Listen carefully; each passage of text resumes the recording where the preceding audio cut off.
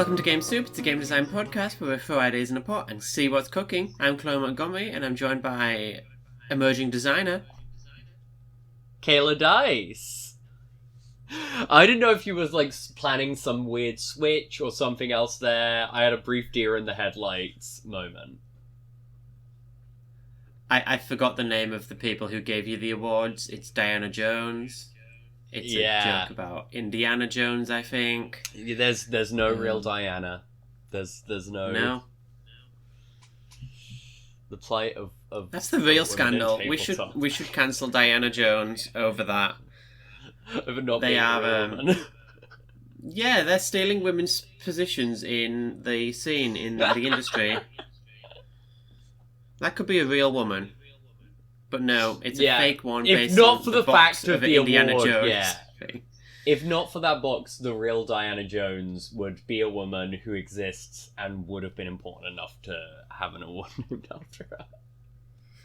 So, from now on, it's the Kayla Dice Emerging Designer Award. Wow, yeah. No, I see. That's fun. We were at Dragonmeet. Yeah. I have a bunch. Oh, did you have something to say? I was going to say, what a shit show. I had a alright time at the convention. I had a decent time. I did it a little worse than I'd done the year before. I feel more sort of level about it. I had like a hour before closing, like sulky time, and then I was fine an hour after. And I went to my boyfriend, I was like, I'm sorry, I was sulky about the end of it. And he was just like, I kind of find it cute. And I was like, aww. But yeah, this is a question I have, like, is this relatable content or is this a reflection of the person I am today? Do you also get a bunch of, like, mysterious bruises after a con? I just have mysterious bruises all the time. I think it's probably because it's one of the few times you do lots of physical activity in a day. Whereas I'm just getting bruises bumping into things at work and beds and, like, children. I just get bruises all of the time. I'll occasionally get a UBI, unidentified beer injury. But yeah, cons I feel like I'm fully covered in bruises all over. But yeah, maybe it is just like how much I do or don't bump. I've always said like I bruise easily and heal quickly. Though I think my healing rate has slowed down as I close in to my 30s now. You're in your late 20s, you're not in your 30s till you hit that big 3-0. Yeah, I'd argue the 30s doesn't even really begin until 31. Like, at age 30, you're just 30. You're not a 30-something, you're 30. Yeah, you're not in your early 30s. Enjoy 6 months of encroaching birthday anxiety game soup episodes, listeners, by the way.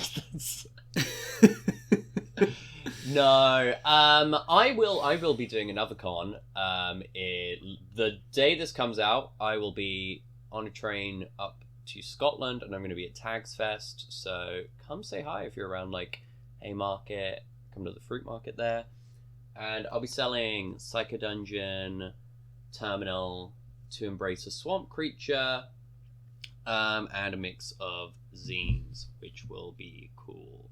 I said off mic that when I tell people I'm doing another convention that involves traveling halfway, like, to the other end of the country, country is Britain. Technically a different country.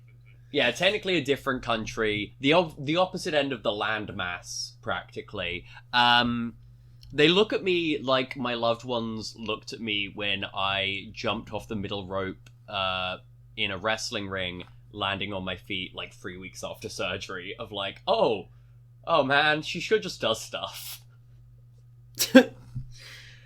Like, I know you're a tough cookie, but also give yourself a break. I think after this, you were going to lay in a bed for 2 weeks, then suddenly it'll be Christmas. So, funny story, because the week after Tags, if you come to the Arcanist Tavern on the 15th, I'm going to be selling games there as well. Oh, for Christ's sake. One day, like, market, like, yeah. fair thing. That's like it's not a full convention. It's a a makers market Yeah. in London in Shoreditch, which admittedly is an hour from my house, but I'm not worried about it. I'm getting plenty of rest otherwise. By we I mean you, because you were the attack podcaster, did a tiny bit of attack podcasting, right? Do you want to talk about why Dragonmeet was a shit show for you? You don't have to, but do you want to? Like, if you want to whinge on the podcast, that's what it's here for, almost. Yeah, we woke up that morning, didn't get breakfast, spent an hour in a taxi in semi-consciousness, got there, set up 10 minutes before the con opened, with our con table sharers looking at us like we were crazy people. Had a Greg's breakfast, and then had an hour on the table, and then it was Alyssa's shift to take over from me. And then I get a text 10 minutes later saying, I need you to come to the table, I'm not feeling well, I need to go home. So then Alyssa went home, and then I had to be on the stall for 7 hours straight, basically. When normally it is split job between all of the Indie League and also Alyssa. And also we made barely any money. We basically made our petrol back. So that was fun. It was a nice time seeing everybody, but also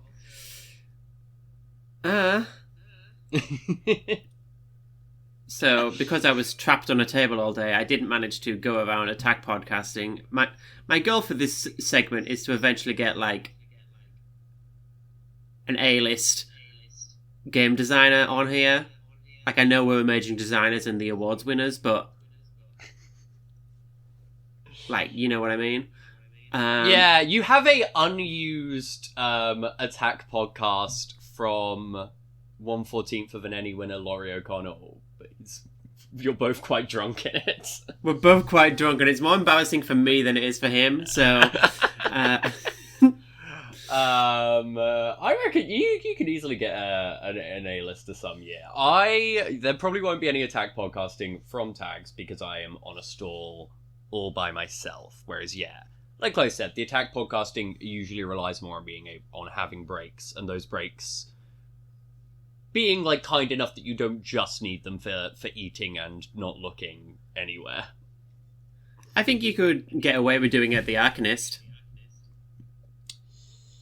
Yeah, so to be honest, I have no idea how that one's gonna go. Like, in my mind, I'm like, tags will probably be busy. But this, I have no idea if, like, for the, Rift Fair it's called. You can look up details on Arcanist Tavern's Instagram.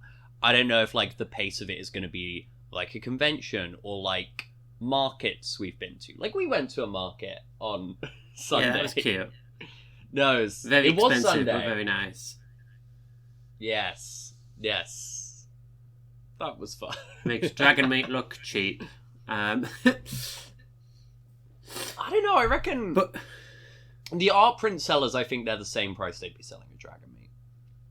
yeah, the guys selling Top Trumps but with pigeons, that would go for $5 at Dragonmeet, but they were selling it for 12 quid, so... Yeah. We have gotten off track, though we vaguely stayed on games, so I think we can feel good about ourselves. But you did attack 2 people, and you are wanted for this, and I do want to remind everyone... Yes, at the very end of the convention, after we'd started taking stuff down, people started congregating around our stall because the other people on our stall were going for Nando's with some of the other people around the scene. We normally go for Nando's after a Dragonmeet, but I wanted to get back to looking after Alyssa. Both me and Laurie forgot to basically eat anything all day. I didn't get lunch, I had a muffin. And then when we got to the pub, we were both like, we'll just go straight to the pub. We've got way too much fucking heavy stuff. We'll go straight to the pub. We'll like fucking order something in from like, I don't know, from any kind of food delivery service. You can do that. Like, they can't stop you. Then we just forgot to do that. And both oh my God. drank a lot. And I cannot emphasize enough. At the point that I started drinking a lot, I had only eaten 2 muffins that day. I'm not sure if you do actually look after yourself enough to go to tags and then the Arcanist, so...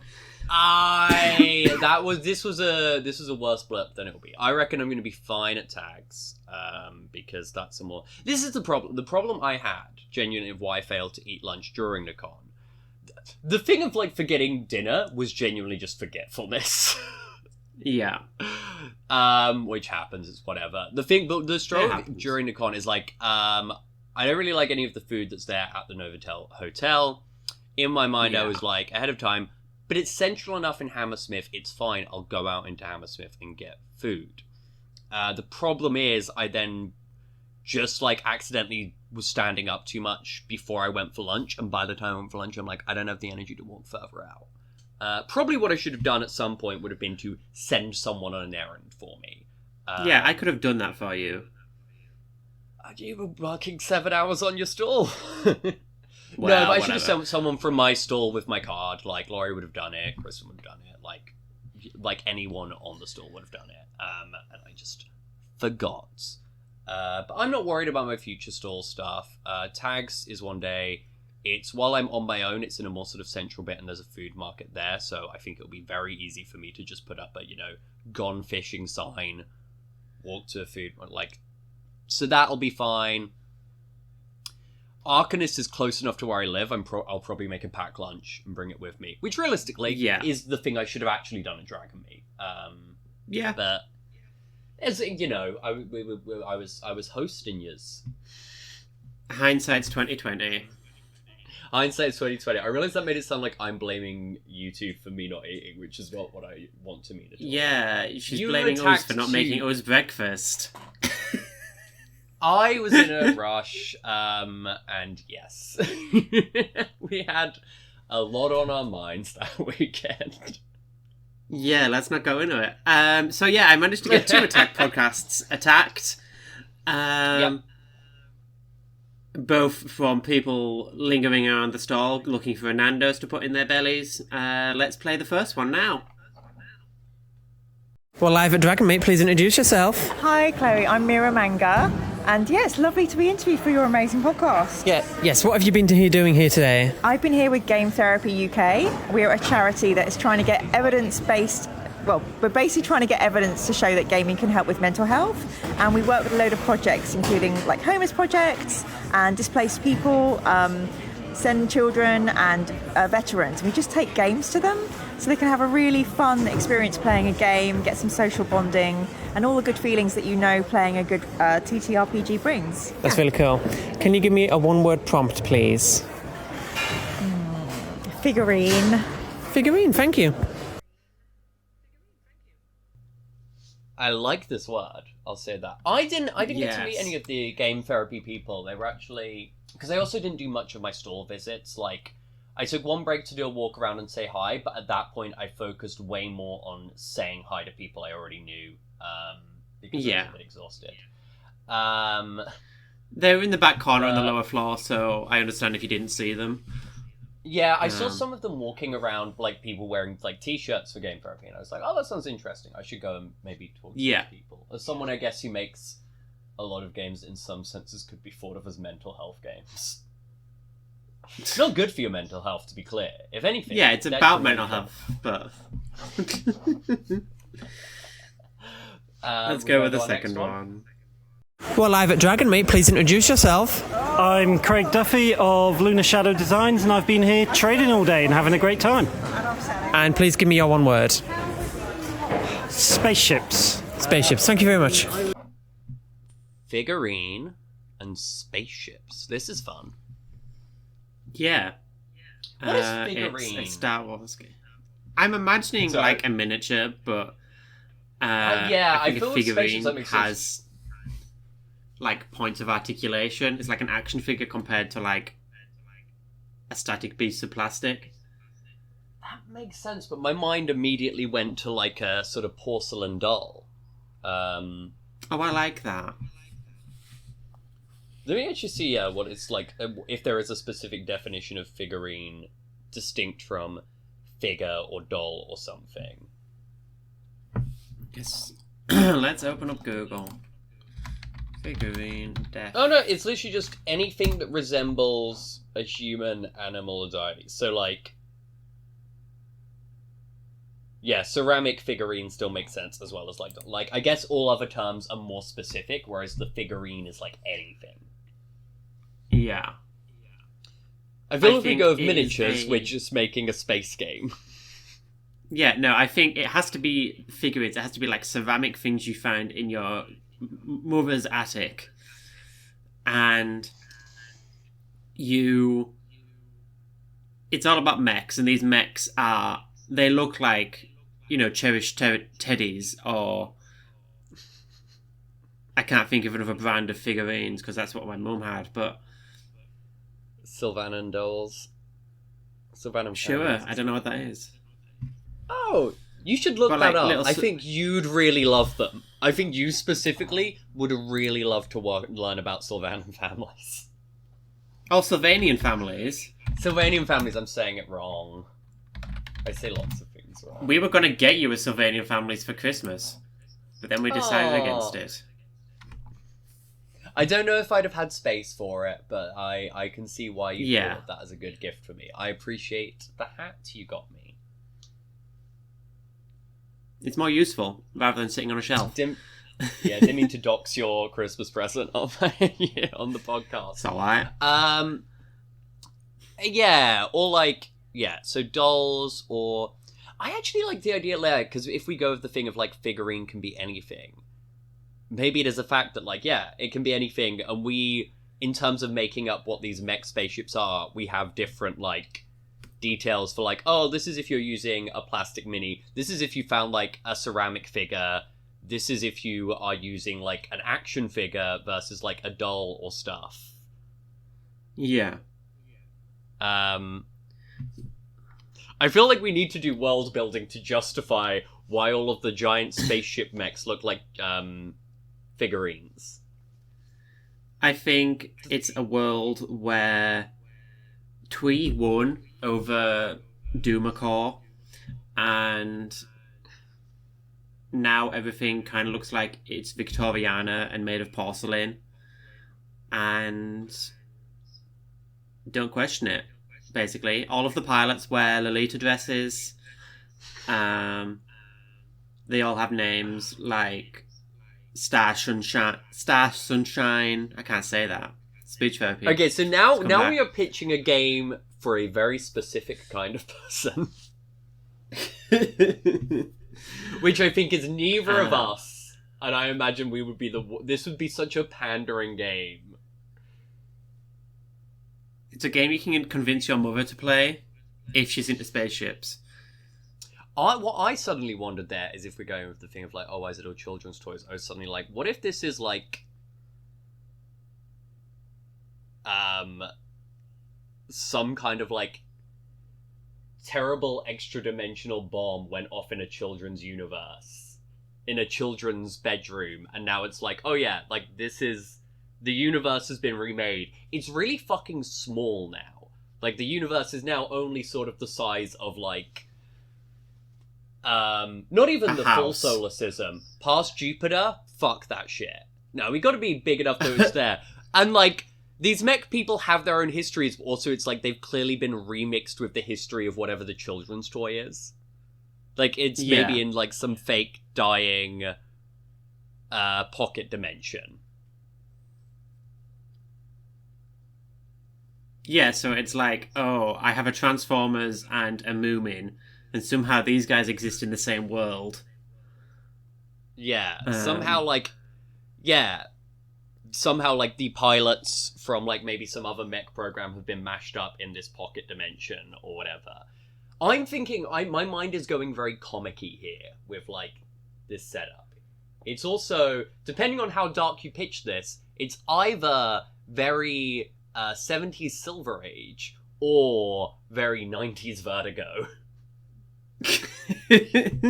You know what I mean? If you focus on like the sort of fucked dying world aspect, you go a bit Vertigo. If you just focus on like, yep, this giant toy is now like combined with the history of this mech pilot, you're very like, oh, gee whiz. I think it starts gee whiz, and then you get six sessions into the campaign, and it's suddenly like, oh, this game's about the death of childhood? Okay. Is this a skirmish expansion? I mean, I did start a skirmish, like, sort of expansion on my old Patreon, where it was things around my desk, make an army out of them. So there was a Princess in Towers Union, based on, like, a Spelunky doll that I had. There was a Moomins army, technically, who wanted to just go on adventures around the board. And you would not by, like, killing everybody, but, like, just by accomplishing, like, your little...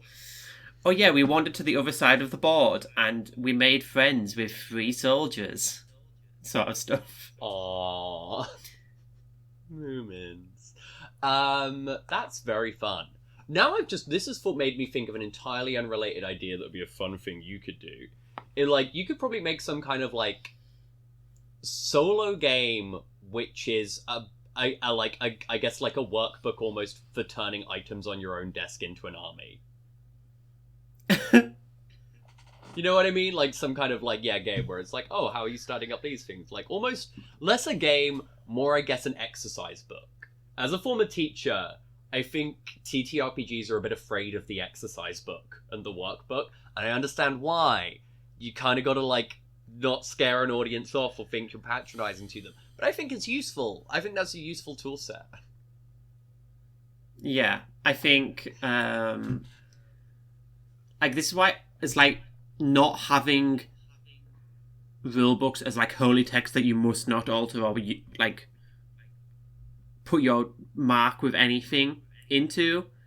It's like your Zabers, you're crossing things out in the book, you're putting stickers into it. Is cool. It's also reminding me of Natalie Libre's Indie Kids menu, which is just like, oh yeah, it looks like a children's kids menu at a diner or something, but it's also like every game you've ever played. That's cute. So what do we call the spaceship game? The figurine spaceship game?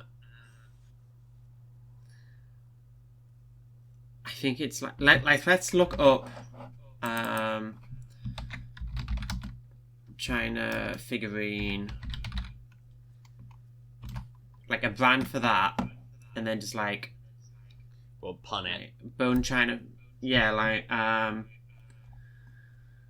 it's all bone China, so maybe like skeleton China.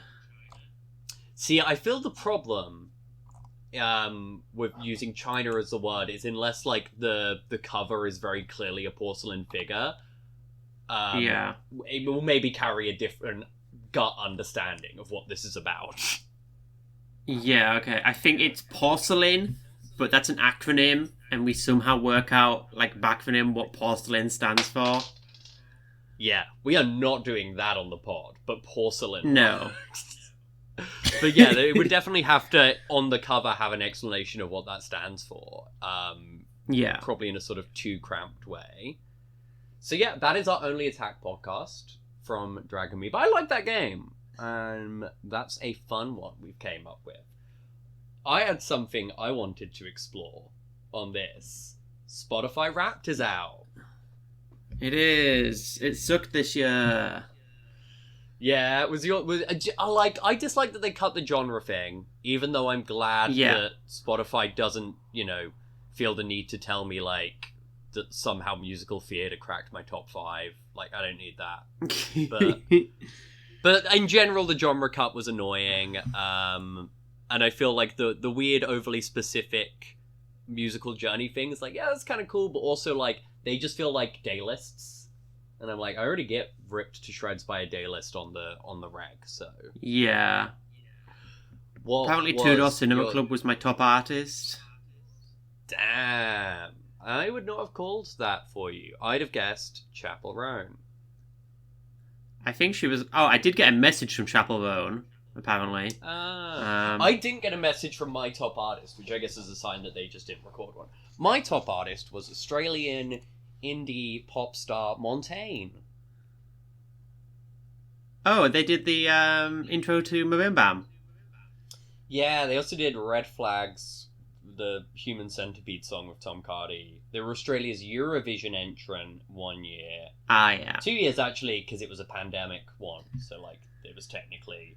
They technically were the 2020 entrant, but, like, didn't get used. And then 21 happened. But yeah, I really like them. They were in a lot of my top 5 songs. A lot of them specifically... just had this strange energy of me going like, oh yeah. Then I had a Charlie song in the top 5. Like, Charlie was apparently one of my top 5 artists, which I did not expect. Yeah, she was one of mine as well. Real go by the album ass list. I'm not gonna lie. Yeah. Did I have any other weird ones? I had Kids in Glass Houses and Cat and the Hurricanes, who are a like synth pop queer band. Dessa was in my top artists, but not in. Didn't I not that high on a song, which I always find interesting. Like, clearly made it into top artist by being like someone I listen to a huge widespread of.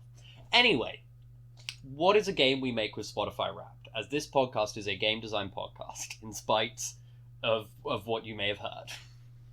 Of all the evidence, yeah, I think... You know how it gives you, like, a stupid genre? Ooh, like, May yeah. was my McBling strut pop season, apparently. Those are my stats now. Okay, Work out what that you've means. got to use... yeah. You use, like, whatever the day list things are as your stats. What was the one I had? So you had McBling strut pop, did you say? Yeah, apparently. A real sentence. I had... Oh, September was funny, because September I had Theatrical Synthesizer Soundtrack, and I'm like, that's not fair. I just started working on a Terminal remaster re-edition, so, like, I listened to a playlist for it a lot. McBling Vogue Pop I got in August. Alien Strut Australian Indie phase was what I had going on in February. Just say Montaigne. Yeah, I mean, otherwise Alien Strut Indie, I'm like, I will unfortunately take that. That's fair. I had a breakup in February. Leave me alone. But yeah, I'd cut Australian there. Like, I think you're allowed to cut some if a word is just a bit too hard to do anything with. But I'm like, yep, I've got 3 stats, Alien Strut and Indie, or whatever. I assume, so, if those are your stats, and then I guess, like, is it a case, I feel like the resolution mechanic is you were trying to do something and you shuffle the Spotify top 100 playlist you have. And if it counts as one of the things that you try to do.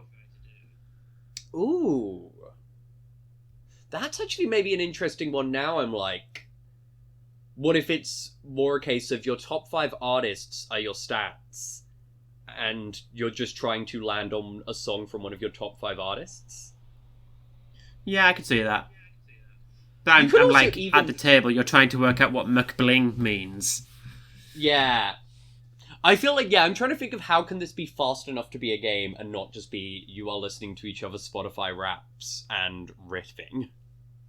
Yeah. So yeah, I think it's like your top artists, and if you pull, like, you have to work out what each of these artists means as a stat. So like Chapel Roan is being a bit cunty, being like pretty. Like Lord is about being New Zealand. And okay, so in this case now we need to do our own stats, right? We've set ourselves up to do this. Yeah. So, who are your top 5, fully?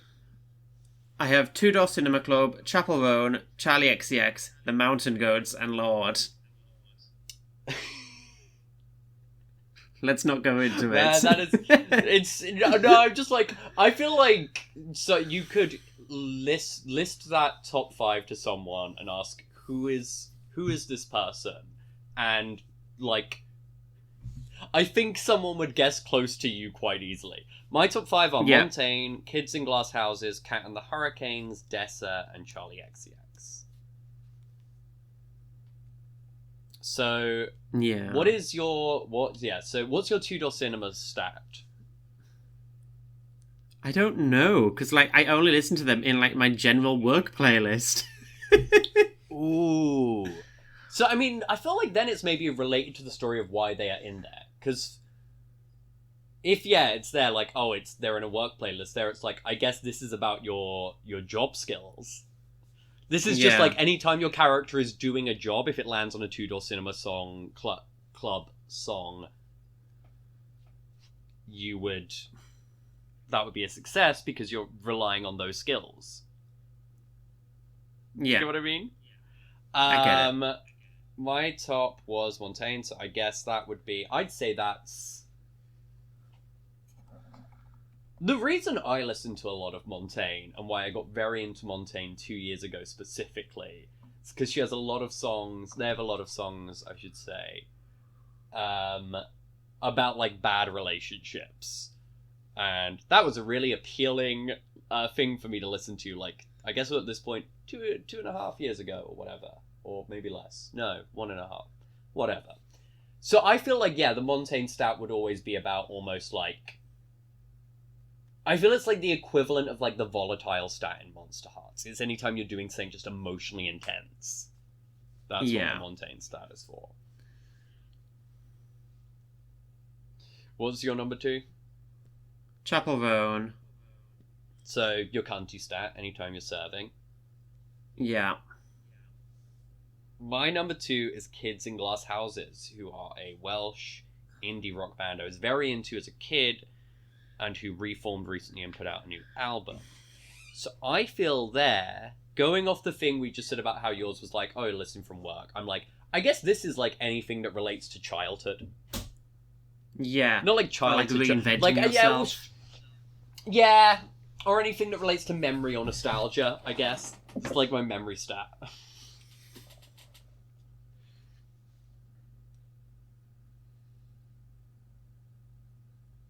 My third is then Cat and the Hurricanes, and at this point I feel we can deviate and go as almost a pun, like, oh no, that's any time I control the wind. If it lands on the Cat and the Hurricane song. Or speak to cats. You got anything you could just riff on off of just the name of your next artist? Like the mountain goats, I just turn into a goat. You talk to goats. Oh yeah, that also works. So you can turn into a goat and ram. Or turn into a mountain. So Death is a hard one, because there's nothing on there, and also has like a wide enough range of things, of songs, that there's not a clear thing of why did I start listening. I guess one thing I'd say is Death is on a lot of the like design playlists I make. Like she's on a playlist for Terminal Reloaded, she's on a playlist for the Noir thing, she's on the playlist for the original Terminal.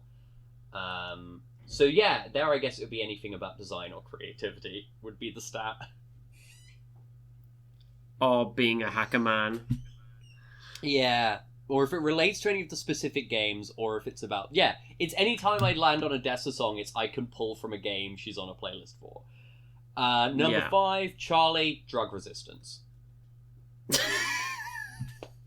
Having a poor nose lining. Constitution, yeah.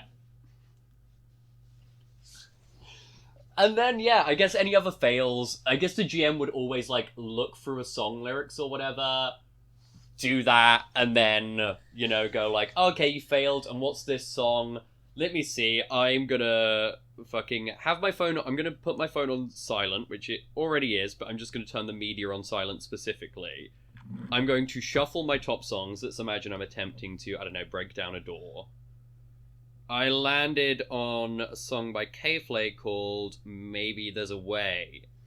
So I guess that would be a partial success, because it's like, oh, you will smash down this door. GM would probably look for it and go, oh, it's a lot about hurting, so I think you're injured.